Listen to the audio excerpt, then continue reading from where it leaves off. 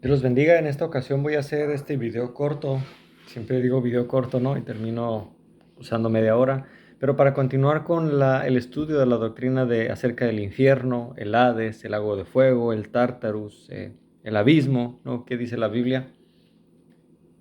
Ya desarrollé solamente la parte de la vez pasada, ¿no? Desarrollé apenas el Seol, el tema del Seol. Lo terminé en 2 videos. Para este tema del Hades espero hacerlo en este video corto. Y el Hades, ya hablábamos que a veces se intercambiaba con esta palabra Seol, ¿no? Y la palabra Seol se usa en el Antiguo Testamento y en el Nuevo se traduce como Hades. Ya hablamos que cuando lo traduce la Biblia como Hades, no era creer este Hades en el cual creían los griegos, no era creer que había otra vida como lo creían los griegos, ¿no? Los griegos cuando creían que alguien iba al Hades era una cueva donde entraban a un lugar subterráneo, la gente continuaba su vida ahí en ese lugar, tenías que pagar con una moneda, etcétera. No, no. Cuando la Biblia traduce Hades, está hablando de algo específico, ¿no? Que algo que se llamaba metonimia, es como usar una palabra que ya conocían las culturas para explicar algo. Entonces, ya vimos qué es la palabra Seol, no voy a ir de nuevo a la palabra Seol, pero ahora hablemos de la palabra Hades. La palabra Hades aparece 10 veces y todas ellas es en el Nuevo Testamento. En el Nuevo Testamento. Es una palabra griega y según el Strong, el diccionario Strong, es la palabra número 86, que si tú tienes un diccionario Strong lo puedes buscar. Significa el mundo no visto. Eso significa Hades, el mundo no visto, mundo que no has visto. Entonces, la palabra Seol y Hades, como decía, significan lo mismo. Es una palabra hebrea usada en el Viejo Testamento y la otra griega usada en el Nuevo Testamento. Seol y Hades, palabras intercambiables.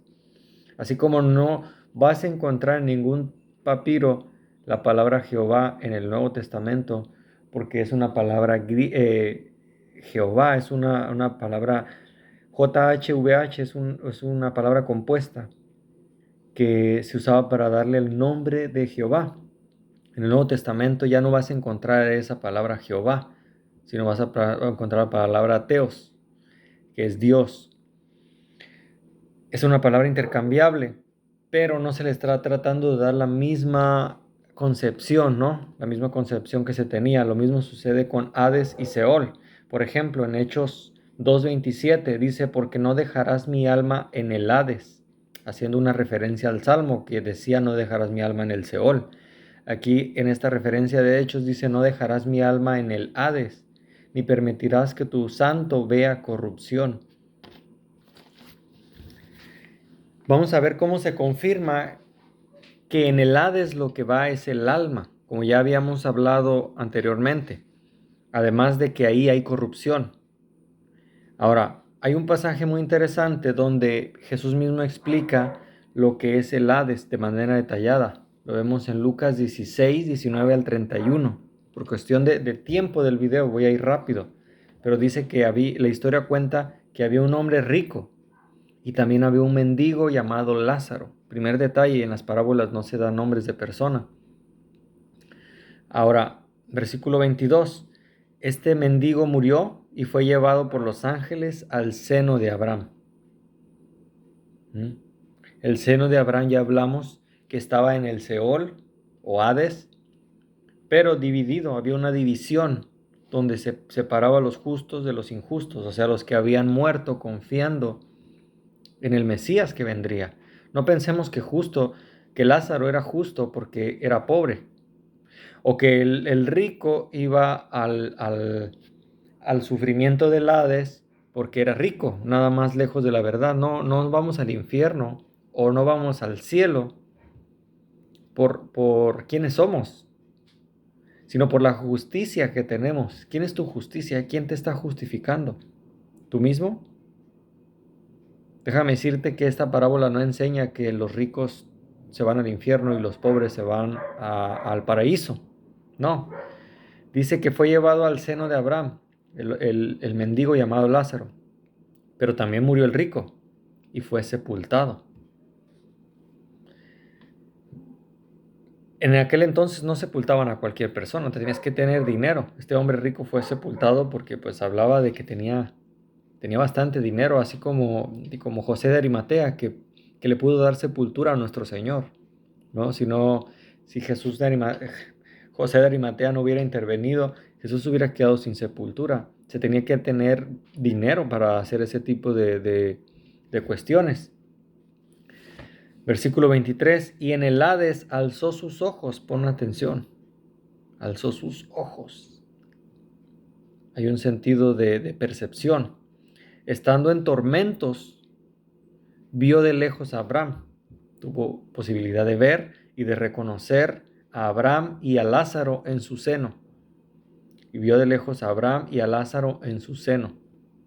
Que repito, en el seno de Abraham iban los justos, los que habían muerto confiando en el Mesías que vendría. Versículo 24. Entonces él, dando voces, dijo: Padre Abraham, ten misericordia de mí, y envía a Lázaro para que moje la punta de su dedo y refresque mi lengua, porque estoy atormentado en esta llama. Hay sentido, hay necesidad física, hay conciencia, pero Abraham le dijo: acuérdate que recibiste tus bienes en vida y Lázaro también males, pero ahora estés consolado aquí y tú atormentado allá. Una gran cima está puesta entre nosotros y vosotros, de manera que los que quisieran pasar de aquí a vosotros no pueden, ni los que están allá pasar acá. Ahora aquí hablaba del Hades y de esa división que había entre el seno de Abraham y el Hades mismo. Yo la verdad que estoy muy renuente a escuchar esas visiones o sueños que a veces cuentan, ¿no?, a las iglesias de que tal persona fue al infierno. Hermanos, la Biblia no permite eso. También cuando Saúl va a consultar a un brujo o a esta bruja, hay una duda, ¿no?, de que si esta persona vio o no al profeta.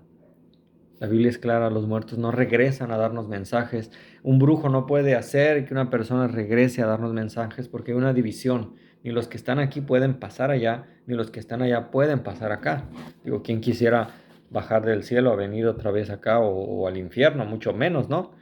Pero tampoco los que están en el infierno pueden regresar a darnos mensajes. Entonces, le dijo: te ruego, Padre, que envíes a la casa de mi padre, versículo 28, porque tengo 5 hermanos, para que les testifique. Ve cómo este hombre ahora sí quiere volverse el más grande evangelista, ¿no? Que a veces la iglesia esperamos revelación, unción especial de no sé qué para hablar en lenguas, y este hombre con unos minutos en el infierno, en el Hades, que no es el infierno, corrijo, ¿no?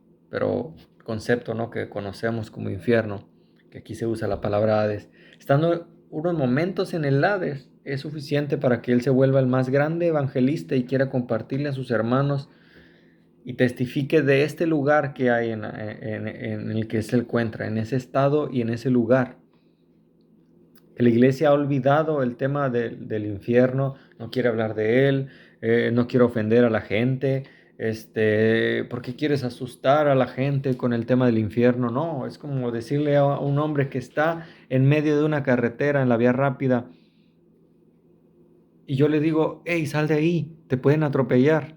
Él puede decirme: bueno, tú tratas de asustarme con que me van a atropellar. No, no estoy tratando de asustarte, estoy tratando de decirte la verdad de lo que te viene. Es inminente, si te quedas ahí te van a atropellar. Sí, pero yo no creo en los trailers. Eso no importa, eso no cambia la realidad. Te van a atropellar, no importa si crees o no. La realidad del infierno es tan cierta, valga la redundancia, que no necesitas creer. De hecho, en el infierno no hay ateos, ahí todos creen, pero demasiado tarde. Tengo 5 hermanos. Permíteme que vaya a ellos y les testifique para que no vengan ellos a este lugar de tormento. Otra cosa que hay que ver, que es un lugar de tormento, no es que te quedas dormido como dice el adventismo, no es que te quedas dormido como dicen los testigos de Jehová, es un lugar de tormento, porque ahí es revelada la justicia de Dios. Versículo 29, Abraham le dijo, a Moisés y a los profetas tienen, óiganlos. Bueno, aquí algún católico o algún evangélico que cree que los muertos llegan a darnos mensajes, diría, ¿ves? A Moisés y a los profetas tienen, es porque pues Moisés podía y los profetas darnos mensajes, vamos, más hermenéutica. A Moisés y a los profetas tienen porque los judíos tenían el Pentateuco, los rollos, donde fueron escritos por Moisés y por los profetas. Génesis, Éxodo, Levítico, Números, Deuteronomio, los rollos de Samuel, los escritos del rey Salomón, de David. Bueno, de ellos nos hablan y ya vimos en el estudio anterior que nos han hablado de la realidad del Seol. No necesito mandarte a ti, no necesito regresar a alguien del infierno o del Hades o de los muertos para que vaya y les predique y crean lo que es este lugar, porque tienen bastante escritura para que entiendan qué es el Seol y el Hades. Tú y yo tenemos bastante escritura para saber verdaderamente lo que depara al hombre que muere sin justicia, que recibe la justicia de Dios por haber rechazado el mensaje del Evangelio. Óiganlos a ellos, dice. Versículo 30, entonces dijo, no, padre Abraham, pero si alguno fuere a ellos de entre los muertos, se arrepentirán. Esa es la esperanza que hay, ¿no? Si tan solo yo pudiera ver a Dios, dicen los ateos. Si tan solo yo pudiera ver un milagro, yo creería. Si tan solo Dios se me aparece, yo voy a creer. Decía William Lane Craig, un crack del ateísmo, ¿no? De la apologética, dice, si se te apareciera Dios con tu ateísmo, dirías, de seguro estoy mal de la cabeza, eso no es Dios.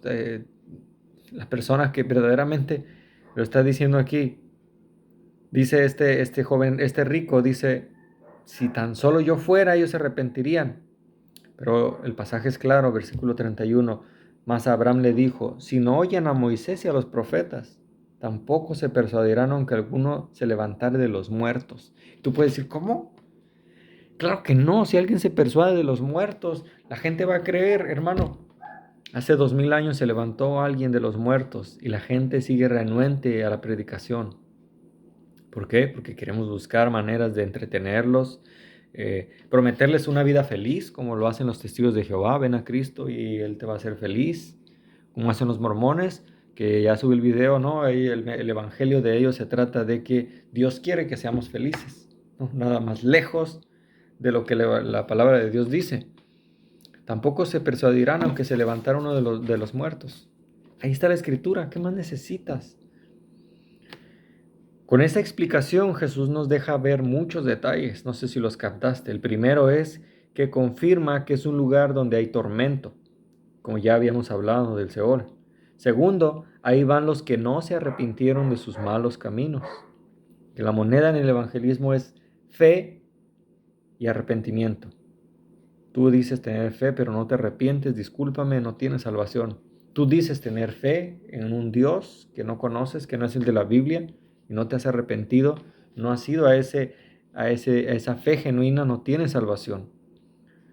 Tú dices haberte arrepentido, pero crees en Dios a tu manera, tampoco hay salvación, es fe y arrepentimiento. A ese lugar van los que no se arrepintieron de sus malos caminos. Tercero, confirma que hay fuego en ese lugar. Hay fuego. Cuarto, hay una gran cima entre el Hades y el seno de Abraham. Hay una separación que no permite pasar de un lugar a otro. No es un juego, no es como, bueno, ahora sí ya quiero. Hoy vienen a reclamar tu alma. Hoy vienen a reclamar tu alma. Insensato, dice la Biblia. En otro artículo veremos, pudiera explicar más a detalle qué era el seno de Abraham, pero básicamente antes de la resurrección de Jesús nadie iba al cielo, y en esto estoy de acuerdo con un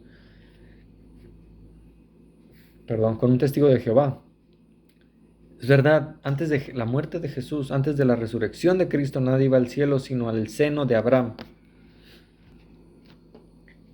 Este seno de Abraham, en pocas palabras, era un lugar de descanso para los justos que murieron confiando en el Mesías. David, Abraham, Noé, ellos murieron esperando al Cordero, murieron en la esperanza de ese Mesías que se había dado en el protoevangelio de Génesis. A partir desde Adán y Eva, ellos murieron creyendo y esperando en la confianza del Mesías que vendría. Ahora, las personas en este lugar tienen sentidos. El sentido habló, entonces ahí habla. El sentido del oído, escucha. El rico escuchó la respuesta de Abraham. Hay tacto. El rico tenía sed, sentía el tormento, tenía calor. Hay vista. El rico vio desde lejos a Abraham. Entonces, repito, hay varios problemas en los cuales se enfrenta alguien que dice que esto es una parábola. Lo primero es que aquí se dan nombres de persona.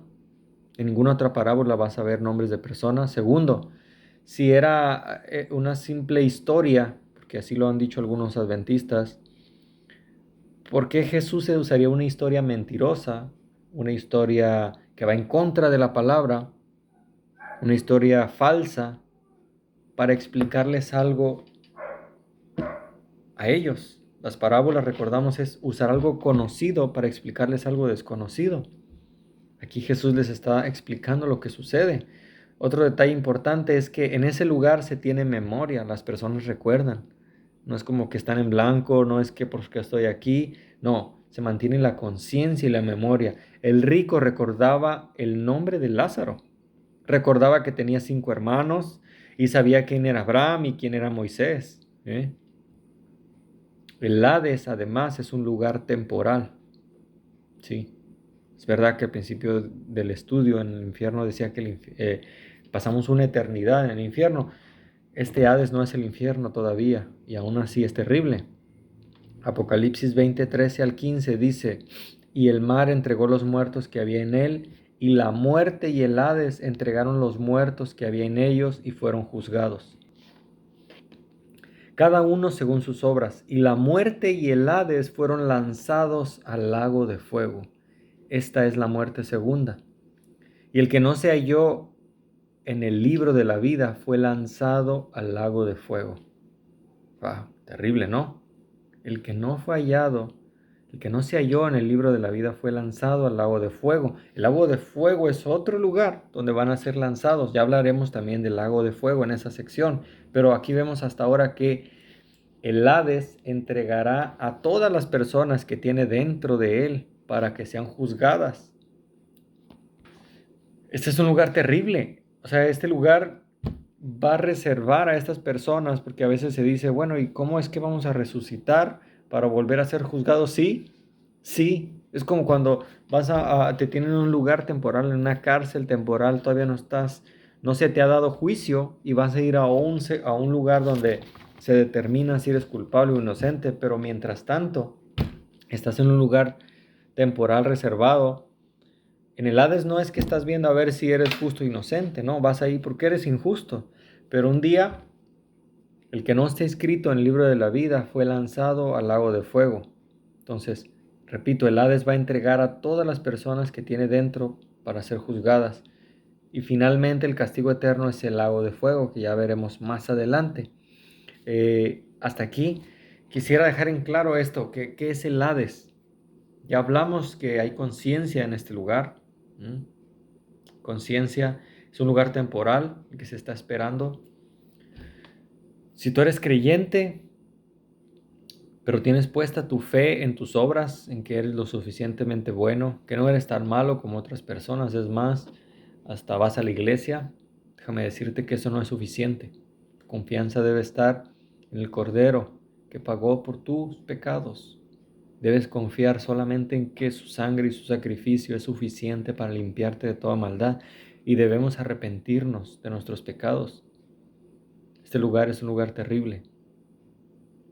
Es un lugar terrible del que, como a veces dicen los ateos, que pareciera que los cristianos nos gozamos diciéndoles que van al infierno y no.